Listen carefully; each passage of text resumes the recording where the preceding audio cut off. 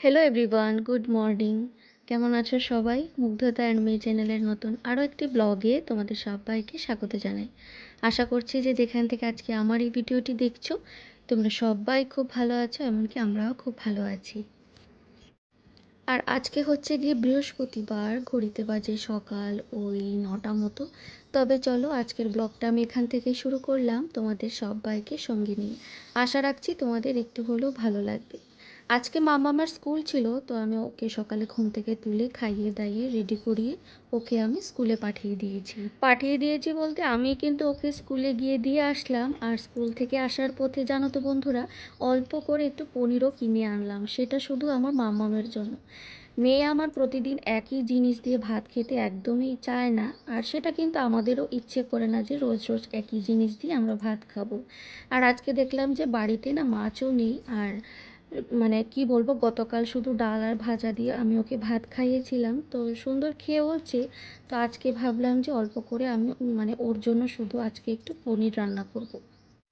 পনির খেতে আমার মেয়ে কিন্তু ভীষণ পছন্দ করে, তো তার জন্য ভাবলাম আজকে শুধু ওর জন্য অল্প করে পনির নিয়ে আসি।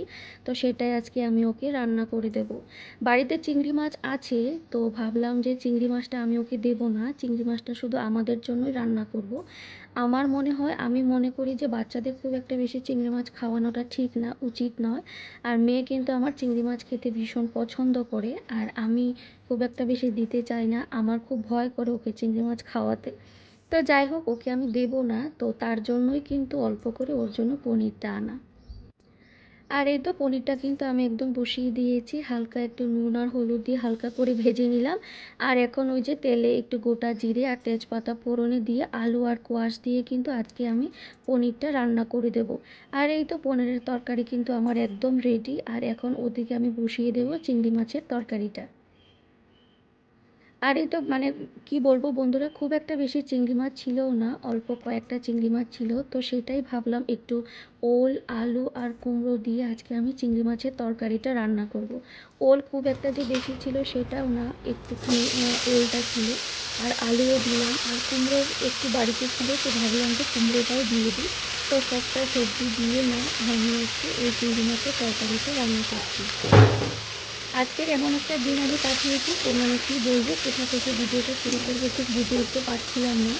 আর আদৌ ভিডিও শ্যুট করার কোনো ইচ্ছেও আমার ছিল না, তো ভাবলাম যে না, একটু তো শ্যুট করতেই হবে, একটুখানি তোমাদের সঙ্গে তো শেয়ার করতেই হবে।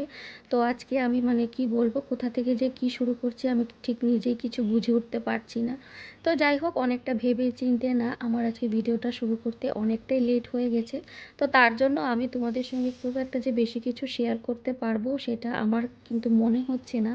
তো যাই হোক, কথা বলতে বলতে কিন্তু আমার ওইদিকে দেখো চিংড়ি মাছের তরকারিটা একদম রেডি, যেটা ওল আলু কুমড়ো দিয়ে বানালাম। আর তার সঙ্গে কিন্তু কয়েকটা বাসন কুসনও ছিল, সেটাও ধুয়ে মেজে রেখে দিলাম। আর এই তো ফাইনালি দেখো কী কী রান্না করলাম। কালকে না অনেক কটা মুসুর ডাল ছিল, তো মুসুর ডালটা না আমি একদম শুকিয়ে নিলাম। আর ওই যে বন্ধুরা, ঘড়িতে বাজে এখন সকাল 11:30, আর আমার কিন্তু রান্না বান্না সব কিছু শেষ। হ্যাঁ, এখন 11:30 বাজে, বুঝতে পারছো? তো যাই হোক, রান্নাবান্না সব শেষ, আজকে অনেকটা তাড়াতাড়ি আমি রান্নাবান্না সারলাম। আর এখন যাবো স্নানে, আর হাজব্যান্ড গেছে একটু বাইরে, ও ওখান থেকে এসে তারপর যাবে মামাকে স্কুল থেকে আনতে, যদিও আর 1 ঘন্টা বাকি আছে ওর স্কুলে। তো চলো ঝটপট মামাম স্কুল থেকে আসার আগে আগে আমি আমার কাজকর্ম সব কিছু শেষ করবো, স্নান টান করবো, সব কিছু শেষ করবো। তারপর ও স্কুল থেকে আসবে, ওকে স্নান দেবো, খাওয়াবো, অনেক কাজ আছে। চলো তোমার সঙ্গে থাকো, দেখতে থাকো। মেয়ে আমার স্কুল থেকে চলে এসেছে, তো স্কুল থেকে আসার পরে ওকে আমি স্নান টান করিয়ে দিলাম। ঘড়িতে বাজে এখন দুপুর 1টা, তো ভাবলাম মাম্মামকে খাইয়ে দিই। আর যথারীতি ওর স্কুল থেকে আসার পরে কিন্তু খিদেও পেয়ে যায়। আর ও স্কুল থেকে আসার আগে আগে কিন্তু আমার সমস্ত কাজ বাজ শেষ, রান্না বান্না সব কিছুই শেষ। তো চলো মাম্মামকে এখন খাইয়ে দিই। গুড ইভিনিং বন্ধুরা, ঘড়িতে বাজে এখন সন্ধ্যে 7:30। তো আমি আবারও চলে আসলাম তোমাদের সঙ্গে। তো এখন আমি নিজের জন্য 1 কাপ চা বানিয়ে নিচ্ছি, লিকার চা। আর ঘুম থেকে উঠেছি বলতে পারো ওই সন্ধ্যে 6:30, মা আর মেয়ে আজকে অনেকটা টানা ঘুমিয়েছি আর কি। কি বলবো। তো যাই হোক, ঘুম থেকে উঠে তারপর একটু ফ্রেশ হয়ে মাম্মামকে আমি একটু দুধ খাইয়ে দিলাম। তো এখন ভাবলাম যে নিজের জন্য 1 কাপ লিকার চা বানিয়ে ফেলি। সারাদিন তো মানে কি বলবো, সংসারের কাজে কর্মে মেয়ের কি খাবে কি না, কি দেব, কিভাবে রাখবো, সেটা নিয়ে কিন্তু আমার মাথায় একটাই চিন্তা। তো সেটা নিয়েই মানে চলি আর কি, সারাটা দিন মাথায় একটাই টেনশন। তো এখন আমি চাটা খাবো, আর চলো আজকে লিকার চা, তার সঙ্গে মুড়ি আর একটু আমি ওই ভুজিয়াও নিয়ে নিলাম, তা দিয়েই কিন্তু আজকে আমি সন্ধ্যের টিফিনটা করব। আর মাম্মাম কি করছে চলো তোমাদেরকে একবার দেখাই। আমি ওকে বললাম যে আমি চাটা খেয়ে নিই, তারপর তোমাকে আমি পড়াতে বসাবো। না, ওর মানে কি বলবো, আর ধৈর্য আর কুলাচ্ছে না, নিজেই ব্যাগ ট্যাগ নিয়ে বই টই খুলে একদম বসে পড়েছে।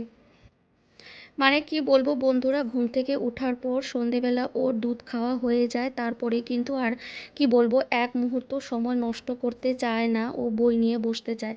আমি যতই বলি দাঁড়াও আমি চাটা খেয়ে নিই তারপর পড়াতে বসাবো, না হবে না, আমাকে ব্যাগ দাও, বুক দাও, আমি পড়তে বসবো। আর বই নিয়ে যে ও পড়বে সেটা কিন্তু একদমই না, তোমরা কিন্তু সেটা একদমই মনে করো না যে মেয়ে আমার খুবই শান্ত, খুবই ভদ্র, খুবই ভালো, সেটা কিন্তু একদমই না। দেখো এখন কি করছে ক্যামেরার সামনে, ও বই নিয়ে শুধু পেজগুলোকে উল্টাবে পাল্টাবে, আর যা যা ছবি থাকবে না সেটাই কিন্তু দেখে আর কি। তো দেখে দেখে সেটাই আমাকে বলে যে মাম এটা এটা ছবি, এটা ওটার ছবি। তো যাই হোক, এভাবেই কিন্তু ও নিজে নিজে পড়াশুনো করে। তো এখন আমি আসবো মানে কি বলবো, মানে আজকে অনেক কটা জামা কাপড় কেচেছিলাম, তো কেচে দেখলাম যে সকালবেলা অনেক অনেক ভালো রোদ উঠেছে, জানো তো বন্ধুরা, মানে এত কড়া রোদ উঠেছে আর কি বলবো। তো ভাবলাম যে চলো, অনেক কদিন ধরে জামা কাপড় জমানো ছিল, তো ভাবলাম সেগুলোই আজকে কেচে দিই। আর আজকে কিন্তু ছাদে নিয়ে যাইনি, প্রত্যেকটা জামা কাপড় আমি বেলকনিতে মেলেছি, আর এতটা রোদ সব কিছুই কিন্তু একদম শুকিয়ে ঝরঝরা হয়ে চলে আসলো। এই কদিন বাড়িতে গণেশ চতুর্থীর গণেশ পুজো ছিল, তো গণেশ পুজোর জন্য অনেক কটা শাড়ি বা বলতে পারো জামা কাপড়ও কিন্তু বের করেছিলাম। ওই যে নিচে গিয়েছিলাম পুজোতে, তারপর আবার ঘুরতে বেরিয়েছিলাম, অনেক কটা জামা কাপড় বেরিয়েছিল, তো সেগুলো আর না মানে কাচা ধোয়ার ভালো করে আমি সময় করে উঠতে পারিনি। তো ভাবলাম যে আজকে আমাকে কাচতেই হবে, আর এত ভালো এত সুন্দর রোদ উঠেছে যখন, এই সুযোগটাকে কিন্তু একদমই মিস করা যাবে না। তো সবগুলোই আজকে কেচে দিলাম, আর এখন আমি দেখো একদম ভালো করে ভাঁজ করে রেখে দেবো। এই মুহূর্তে সন্ধ্যাবেলা কোনো কিন্তু কাজকর্ম নেই, শুধু মাম্মামকে বসিয়ে একটু পড়াবো। তো ভাবলাম এই কাজগুলো আগে করে নিই, তারপর না হয় মাম্মামকে পড়াতে বসাবো। এই পর্যন্ত তোমরা যারা যারা আমার এই ভিডিওর সঙ্গে জুড়ে আছো, তোমাদের সবাইকে অসংখ্য ধন্যবাদ। প্লিজ আমার ভিডিওটিতে একটি করে লাইক দিয়ে দিও। তোমাদের একটা লাইক আমার এই ভিডিওটি আরও অনেকের কাছে পৌঁছে দিতে সাহায্য করবে।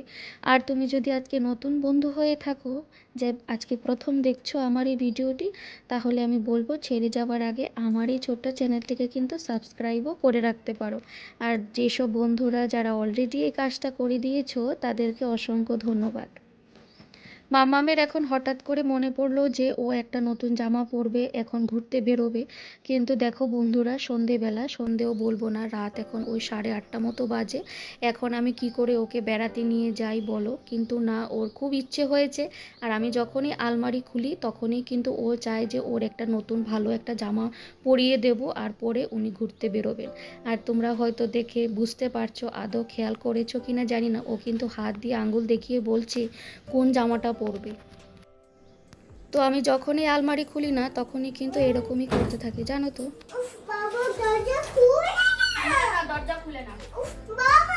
তো চলো আজকের মতো ভিডিওটা এখানে শেষ করলাম, আবার আসবো নতুন কোনো ভিডিওর সঙ্গে। ততক্ষণের জন্য টাটা, বাই, গুড নাইট। তোমরা সবাই খুব ভালো থেকো, সুস্থ থেকো।